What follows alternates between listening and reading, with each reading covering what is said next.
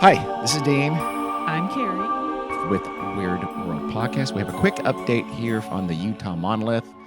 This is already twice now. We did a I was going to say this might have to be a daily thing. no. This is probably the last one, but I want to update now because there is some news on the now famous Utah Monolith. It appears that we know who took it.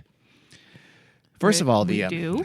Pardon? Yeah. I don't Well, probably. Not for sure, but more than likely. The San Juan County Sheriff's Department first wasn't taking the whole thing very seriously as a theft. In fact, they uploaded a most wanted poster on their website that was kind of a jokey version, and it had the faces for suspects. They were replaced by like big bug-eyed aliens. It's like, They're embracing the whole alien thing. They are, and just having fun with it.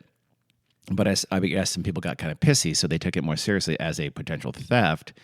And then, though, we have some more details on exactly what happened to it. So all we knew when we uploaded the main episode a few days ago was that the monolith had gone, and we did a kind of little add-on. Right. Well, we know how it was gone now, when it was gone. It was the night of Friday, December 27th. So a little earlier than I would have thought. It was taken, but there was at night about 8:30 or so. There was an adventure photographer named Ross Bernard's out there taking some very, very cool pictures of the dome. And if we can, I don't know if we can, we'll put them up on the website. But he's from Colorado. He's out there taking pictures with a friend, and it's like I guess 8:30 or 8:40. These four guys just their voices started echoing from the canyon, and they just descended onto the site and immediately started to mess with the monolith. I'll read. They worked in twosomes. This is from the New York Times. With an unmistakable sense of purpose, they gave the monolith hard shoves, and it started to tilt toward the ground. Then they pushed it in the opposite direction, trying to uproot it. And they did. Called shimmying. They shimmied. In the They business. shimmied. Yeah. It slammed to the ground. They dismantled it very quickly and took it away in a wheelbarrow to their truck. So what would you think the obvious culprits are here? The people that put it up. Yeah. But it turns out maybe not, because Bernard's heard one of them say something like, "This is why you don't leave trash in the desert," which maybe indicates they're like, environmental types or something like that. Yeah. And not the artist, because the artist presumably would not think his artwork is trash, Correct. his or her artwork. So, But in either case, it's not a theft. I guess not. I mean, you put something in someplace illegally and someone Right. steals that from you, I guess not. I mean, if I went out there and left a piece of trash, if I left. Well, But you know what I mean. yeah. One of them also said, "Leave no trace." So again, the photographer and his friend were of the thought that these guys were some kind of environmental warriors or something like that. The friend, by the way, his name was Michael James Newlands. He was also from Colorado, and he did. So the photographer said, "I'm not going to stick my big ass professional camera in their face and maybe cause trouble Yeah. with them." So his friend took a couple of sly cell phone pictures. We will post those, and you can see, interestingly, beneath the stainless steel panels is a plywood structure, and it is hollow, as we were speculating in our earlier episode. So it is hollow.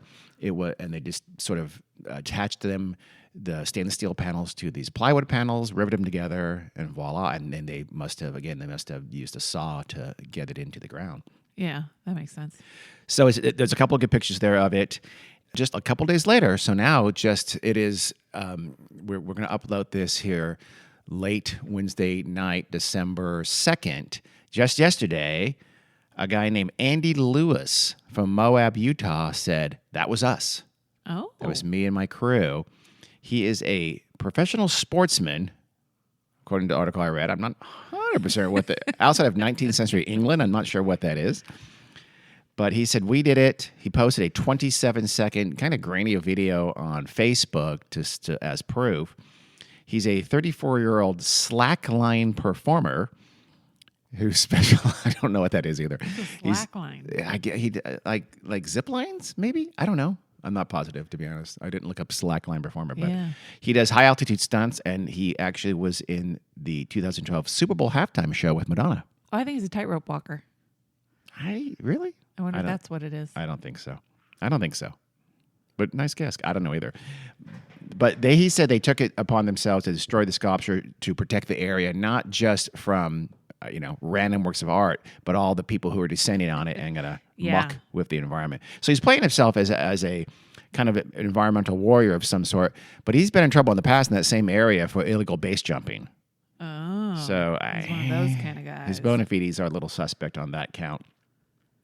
But that's who apparently did it. And then just the day after or shortly after he came forward, his co-conspirator also came forward, a 34-year-old daredevil known as Sketchy Andy. He said, I was part of that crew who took down the monolith. So it was some guy named Lewis and Sketchy Andy and a couple other guys who apparently took down the monolith. I was right about slack lines, by the way. Okay, so what's a slackline performer? It's like a tightrope walker, but it's like bungee, and they do little jumps on it and stuff like that. That sounds pretty cool. Yeah. I don't remember from the Super Bowl. Then again, I fast forward over the halftime show. Yeah, I don't watch the Super Bowl. Yeah. So now, one last bit of news, and then we'll move on from the Utah monolith, I assume, forever. But as we argued at the end of our episode, we said, look, it'd be great if people, every 5 years, there's a new monolith somewhere in the world. Well, it didn't take 5 years. It took a couple of weeks because one has already appeared in Romania just a few days ago. What does that one look like? That one is very similar. It's also about 10 to 12 feet tall. We'll have some pictures of that. It's kind of a dull metal, so it's clearly funking off of the Utah monolith, which, of course, we know almost certainly funks off 2001 Space Odyssey from Arthur C. Clarke. This one was found in a town called Piatra Neamt. No idea if that's pronounced right. I apologize for Romania. It's on the Batka Doamne Plateau. I nailed that. No, I didn't probably. And it's kind of this, I don't know, it's not super shiny, but it has these weird loops all over it. So it's not just a pure unmolested metal.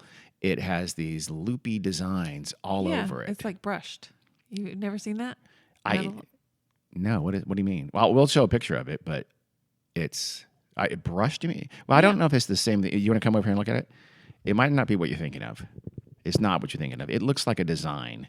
So now it's not any brush. It looks like a purposeful design. It looks like incompetent graffiti. It's not. It's like an illiterate person's graffiti. Yeah. No? I mean, it just looks like somebody drew loopies on it with like I don't know. I feel like it would have been a lot cooler without that. But anyway, it's now in Romania. It looks actually, I mean, the picture I have doesn't have anyone next to it, but it looks more than 10 feet tall. It looks pretty high. And the mayor of the town said he wouldn't mind if it did attract some tourists. He'd be completely okay with that. Yeah, I bet. So he's happy. He's happy. We're happy. So the Utah monolith is gone. We think we know who took it. A professional sportsman and a guy named Sketchy Andy and two other people unnamed. And it has been copied already in Romania. Let it go ahead and sprinkle throughout the world. And every town should have their own metal monolith. Why not? Yeah, I just wish it looked cooler. I wish it was a neater thing. I think it's kind of cool, actually. No. I'm going to do one. Can we do one? No. We can make it out of foil and balsa wood. Just, make it a little lighter. No? Yeah. I'm not getting a positive response here. No. People. I prefer like some sort of cool sculpture or something. A big rectangle just isn't that aesthetically pleasing to me. Well, let's work on it. Pleasing. Let's workshop it. We'll come back, listeners, send us any advice for what we should build and put in, I don't know, say our backyard. You're going to have to buy me a blowtorch and soldering equipment. All right, we're moving on into some other endeavor. And we'll not be doing that. Anyway, that's the last of our updates on the Utah monolith. Stay tuned tomorrow for Lizzie Borden Part 2. Anything else, Kara? That is all. All right. Thanks for listening. Bye. See ya.